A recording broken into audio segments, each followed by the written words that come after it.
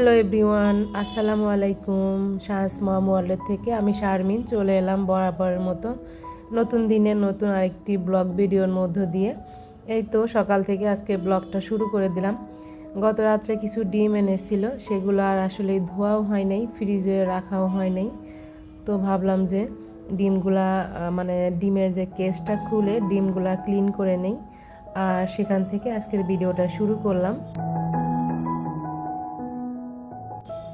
তো এখানে দেখেন খাঁচার মধ্যে 30টা ডিম আছে, কিন্তু 30টা ডিম থাকে আর কি, এখান থেকে একটা ডিম আর কি কম। তো যখনই খাঁচা ধরে আর কি ডিম নিয়ে আসে, তখনই দেখি যে এই খাসিতে একটা বা দুইটা করে ডিম কম থাকে।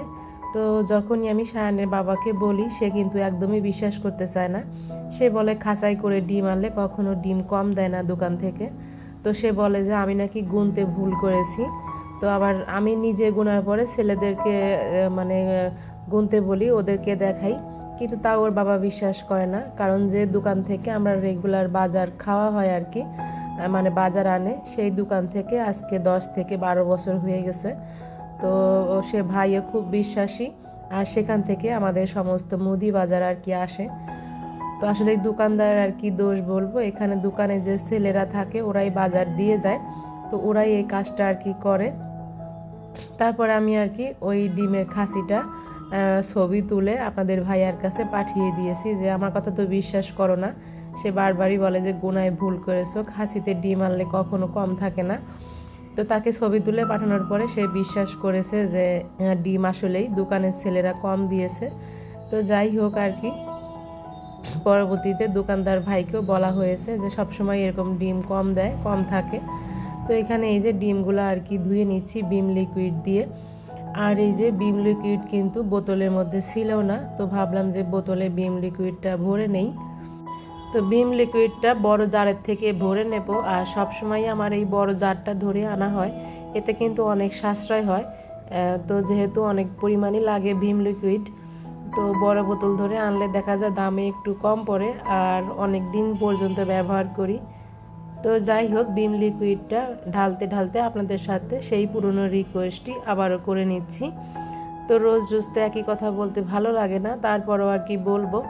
তো যারা আমার এই ভিডিওটি এই পর্যন্ত দেখেছেন, একটা লাইক দিতে ভুলে গিয়েছেন, তাদের উদ্দেশ্যে বলছি যে অবশ্যই একটা লাইক দিয়ে ভিডিওটি দেখা কন্টিনিউ করবেন। আর যারা লাইক দিয়ে দেখা শুরু করেছেন তাদেরকে জানাচ্ছি আমি অসংখ্য অসংখ্য ধন্যবাদ। তো যারা আমার চ্যানেলটি সাবস্ক্রাইব করে এই পর্যন্ত নিয়ে এসেছেন, তাদেরকে আসলে ধন্যবাদ দিলেও কম হয়ে যাবে। আর যারা এখনও আমার চ্যানেলটি সাবস্ক্রাইব করেন নাই, অবশ্যই চ্যানেলটি সাবস্ক্রাইব করে পাশে থাকা বেল আইকনটি ক্লিক করবেন। এতে করে যখন আমি কোনো নতুন ভিডিও আমার চ্যানেলে শেয়ার করব, নোটিফিকেশন আকারে কিন্তু চলে যাবে আপনার কাছে। আর আপনি কিন্তু চাইলেই যখন ইচ্ছা তখন আমার এই ভিডিওটি দেখে নিতে পারেন। যারা নতুন বন্ধু হয়েছেন, অবশ্যই কমিউনিটিতে এসে একটু হাই হ্যালো সালাম দিয়ে যাবেন। আমি কিন্তু 24 ঘন্টা পর আপনার কাছে চলে যাব। তো যাই হোক, বাড়ি থেকে যে কাঁঠালটা এনেছিল একটু পাকতে সময় লেগেছে আর কি, আর কাঁঠালটা অনেক ভালো ছিল, খুবই মিষ্টি আর শক্ত কাঁঠাল আর কি। তো কাঁঠালের সিজন কিন্তু শেষ হয়ে গিয়েছিল, তারপরও আমার মা কিন্তু কাঁঠাল রেখে দিয়েছে গাছে আমার জন্য। তো সেই কাঁঠালটাই আর কি খেয়ে নিচ্ছি। তো আমার আবার শক্ত কাঁঠাল খুব পছন্দ, নরম কাঁঠাল আমি খাই না। আমার বাসায় ওইভাবে কেউ কাঁঠাল পছন্দ করে না, আমি একটু খাই। তো একা খাই দেখে তারপরও কিন্তু মা কষ্ট করে হলো বড় কাঁঠাল পাঠিয়ে দেয়। তো যাই হোক, খাওয়া দাওয়া কিন্তু শেষ হয়ে গিয়েছে। এখন এই যে আপনাদের ভাইয়া বস্তায় ভরে আর কি সস্তায় বাজার নিয়ে এসেছে।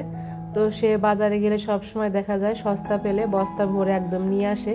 এটাই হচ্ছে বাঙালি আসলে সস্তায় পেলে তার মাথা ঠিক থাকে না, কি দিয়ে কি করবে। তো আমার হাজবেন্ডের অবস্থা কিন্তু সেই একই হয়েছে। তো আমাদের বাসার কাছে একটা আড়ত আছে, সেখানে সবজির দাম অনেক কম নেয় আর কি। তো রেগুলার যে সবজি আমরা কিনে খাই ভ্যান থেকে, সেটার দাম কিন্তু অনেক বেশি থাকে, কিন্তু আড়ত থেকে আনলে দেখা যায় কি কোনো সবজি কম আনা যায় না, তো বেশি পরিমাণে নিয়ে আসে।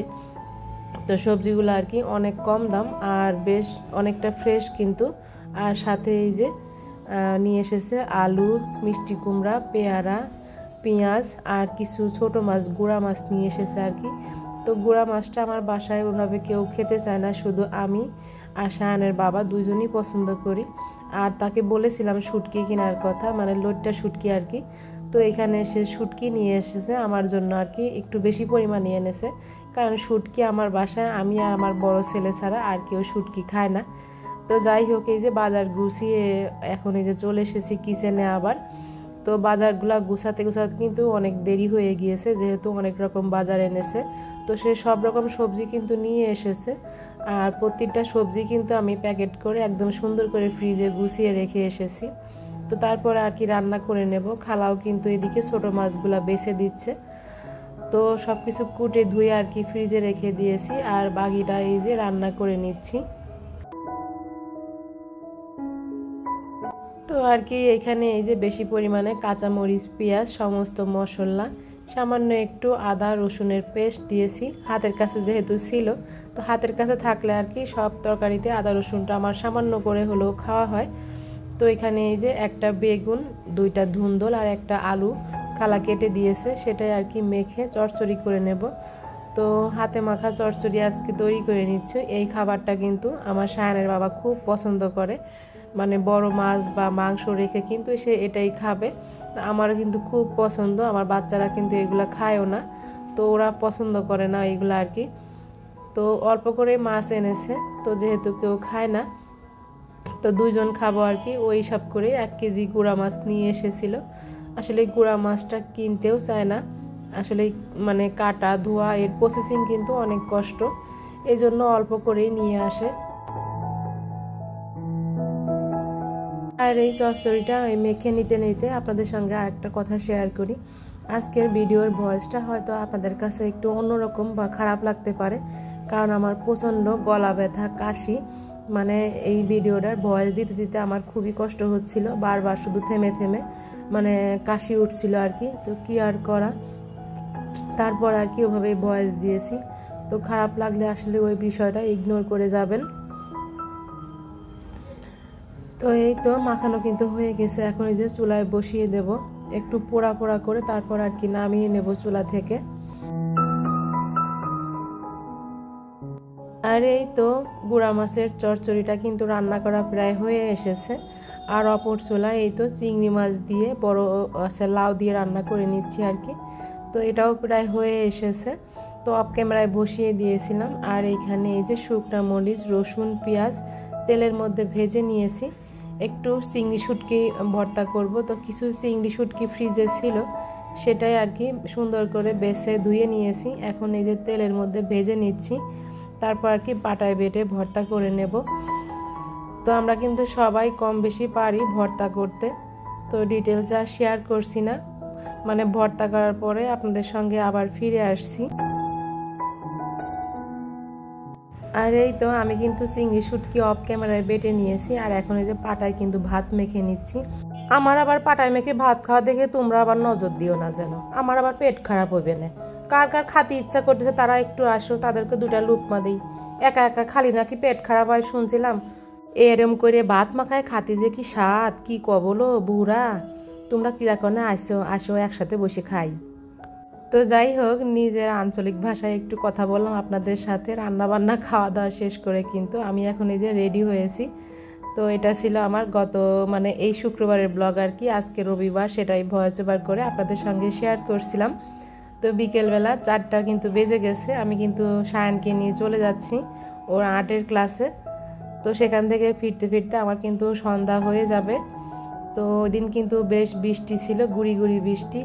তো গুড়ি গুড়ি বলবো না, মাঝখানে কিন্তু ভালোই বৃষ্টি এসেছিল। আমি এই যে রিক্সা নিয়েছিলাম, আর এই যে 2 মাইপুতি কিন্তু চলে যাচ্ছি এখন রিক্সায় করে।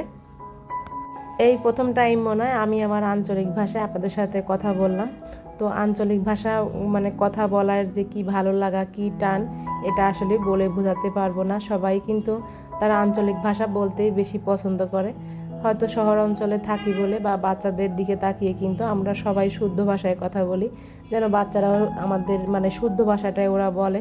কিন্তু গ্রাম অঞ্চলে গেলে কিন্তু এই শুদ্ধ ভাষাটা বলি না, তখন কিন্তু আঞ্চলিক ভাষায় কথা বলি। তখন দেখা যায় শুদ্ধ ভাষায় কথা বললে অনেকেই অনেকভাবে নেয় আর কি। তো এই জন্য দেখা যায় গ্রামে গেলে আঞ্চলিক ভাষাটাই বলি।